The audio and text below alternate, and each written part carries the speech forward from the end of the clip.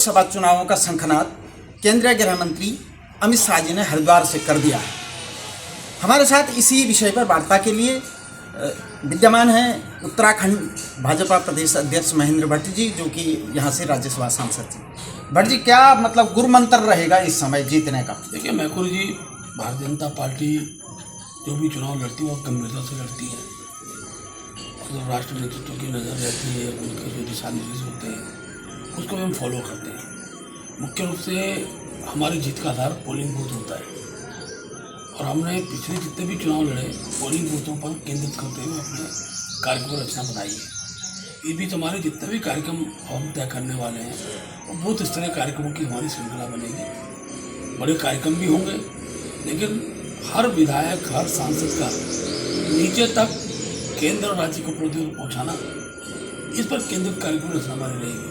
और मैं कह सकता हूँ कि उस दिशा में हमने प्रारंभ कर दी है और बहुत जल्दी हमारे जो विधानसभा के संयोजक हम लोग तय करेंगे।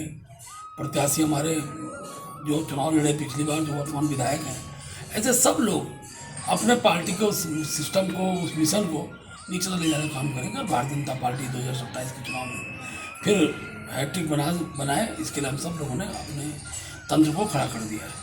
अच्छा, गैरसैंण राजधानी के विषय पर भी कुछ कहना चाहिए। पिछली बार 28,000 करोड़ रुपए का एक प्रावधान किया गया था, लेकिन इस बार उस पर अभी हुआ नहीं है कुछ। ये देखिए, जो प्रावधान रहता है वो उसका खर्चा चरणबद्ध तरीके से होता है और मुख्यमंत्री जी ने पिछली बार उसको धनराशि दी थी। इस वर्ष के लिए भी धनराशि जारी होगी। अभी वहाँ पर क्योंकि सचिवालय काम लगभग कंप्लीट हो चुका है, लेकिन मंत्री आवास वहाँ अभी बनने शेष हैं, कर्मचारी का आवास बनने शेष हैं। धीरे धीरे वो स्ट्रक्चर खड़ा हो रहा है। जैसे स्ट्रक्चर खड़ा होगा वैसे जिस उद्देश्य के साथ उसको राजधानी का स्वरूप देने का जो काम किया था वो पूर्ण होंगे। अभी आप देख रहे होंगे कि पुलिस की जितनी बटालियन वहाँ लगती है, उन्हीं सब लोगों के लिए आवास व्यवस्था की कमी रहती है, क्योंकि धीरे धीरे सबके लिए भूमि आवंटित है। हर विभाग की भूमियाँ वहाँ पर आवंटित हैं। उन विभागों के स्ट्रक्चर धीरे धीरे खड़े हो रहे हैं। विभागवार बजट में भी उसका प्रावधान किया जा रहा है और मैं कह सकता हूँ कि बहुत जल्दी हम लोग गैरसैंण को राजधानी के उस स्वरूप में जिसकी अपेक्षा आम नागरिक करता है, उस दृष्टि को ला खड़ा करेंगे। अच्छा, गैरसैंण के नज़दीक ही ना एक कोई मेडिकल कॉलेज, कल को भविष्य में वो स्थायी राजधानी बनने जा रही है जैसे, तो एक मेडिकल कॉलेज सिमली में बड़े समय से मांग है। तो आप तो राज्यसभा में भी हैं, तो मतलब किस तरह से उसको देखा जाए? देखिए, पूरे जिले, हर जिले में एक मेडिकल कॉलेज खुलने का अभी भारत सरकार का जो कंसेप्ट आया है और ये अच्छा सुझाव है। क्योंकि अगर गैरसैंण में हमको भूमि उपलब्ध होती है तो कोई दिक्कत नहीं है कि सरकार उस वहाँ गैरसैंण में भी उस मेडिकल कॉलेज की स्थापना कर सकती है। फिर नहीं तो गैरसैंण है, बीच में कर्णप्रयाग का है, सिमली का इलाका है, उन सब स्थानों पर भी जो भी मध्यस्थ स्थान होगा चमोली जिले का, वहाँ मेडिकल कॉलेज खुलता है तो सबको स्वीकार्य होगा। अच्छा, आप तो सौभाग्य से चमोली जिले के रहने वाले हैं।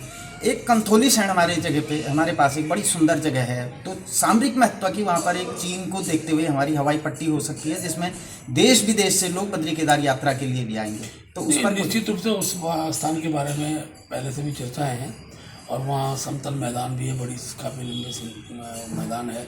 अब क्योंकि ये विषय निकल रहा है, एक बार उसको दिखवाते हैं कि अगर वो हेलीपैड की स्थिति में है या हवाई पट्टी की स्थिति में है, किस रूप में उसको विकसित किया जा सकता है, उसको करेंगे। वो निश्चित रूप से बहुत रमणीय स्थल भी है और वहाँ से चारधाम यात्रा को निश्चित रूप से गति मिलेगी।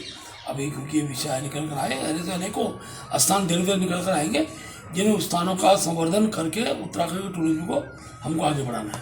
अच्छा, बद्री केदार जो यात्रा है उसका मार्ग तो बड़ा अच्छा हो गया है, रेलवे स्टेशन भी सिवई में बन रहा है, तो क्या सिवई और जो चौखुटिया है उसके बीच भी कोई रेलवे का कोई प्रावधान? नहीं, देखिए अभी क्योंकि जो बागेश्वर का जो काठ गोदाम बागेश्वर जो रेल लाइन आएगी उसके बाद की परिस्थितियाँ निर्माण होती हैं। अभी तो कर्णप्रयाग से आगे जो सहकोट है, सहकोट से केदारनाथ धाम को जुड़ने वाला रूट का सर्वे हो चुका है और उस रूट के बनने के बाद केदारनाथ तक की यात्रा भी रेल से हो जाए, इसकी सब लोग अपेक्षा कर रहे हैं। लेकिन क्योंकि उसके लिए भी लगभग प्रारंभिक सर्वे प्रारंभ हो गया है बागेश्वर तक का। जब बागेश्वर तक की रेल कनेक्टिविटी होती है तो बागेश्वर से लेकर फिर चमोली जिले को जोड़ने वाला मार्ग रेलवे का कनेक्टिविटी भविष्य की उसमें रहेगा। लेकिन एक दिन आएगा जब उत्तराखंड का पूरा क्षेत्र, हमारा गढ़वाल कुमाऊं का पूरा क्षेत्र, ये रेलवे कनेक्टिविटी से पहाड़ी क्षेत्र में इसमें जुड़ेगा। अच्छा, जो उत्तराखंड की मतलब जो प्रधानमंत्री सड़क योजनाएं हैं तो वो मतलब जनसंख्या थोड़ा कम है, तो उसमें कोई मानकों में शिथिलीकरण के लिए कुछ विचार चल रहा है केंद्र के लेवल पर? देखिए, अभी उसका 5वां चरण की स्वीकृति आई है और ऐसा तो है नहीं कि सड़क दिन पर दिन जब सड़कें बनती तो और सड़कों की डिमांड भी चलती है। तो भारत सरकार हर समय पर उसके अनुसार फिर निर्णय करती है। अभी जो मानक है वो मानक कंप्लीट होने के बाद ही अगले मानकों की चर्चा होगी। लेकिन मैं प्रधानमंत्री जी का, अपने जो ग्राम विकास मंत्री, उनका, भारत सरकार का बहुत धन्यवाद करता हूँ कि काफ़ी रुपया उन्होंने अभी हमको प्रधानमंत्री ग्राम सड़क के लिए दिया है और इसी रुपये के माध्यम से उसका कार्यकाल भी बढ़ाया है, समय अवधि भी तो उसकी 2 साल बढ़ा दी है। तो निश्चित रूप से मैं कह सकता हूँ कि वो सड़कें, जहाँ तक का जो मानक के तहत जो सड़कें बननी है वो सड़कों का पूर्ण होगा। उसका भविष्य में नई सड़कों के बारे में भी हम प्रस्ताव भेजेंगे। चलो, उत्तराखंड के जो प्रदेश अध्यक्ष हैं माननीय महेंद्र भट्ट जी, उन्होंने उत्तराखंड की स्थायी राजधानी गैरसैंण पर भी कुछ पॉजिटिव रुख दिया है और इसी को देखते हुए उत्तराखंड के चुनावों का शंखनाद भी हो गया है। ब्रेकिंग उत्तराखंड.com के लिए हरीश मैकुरी, देहरादून।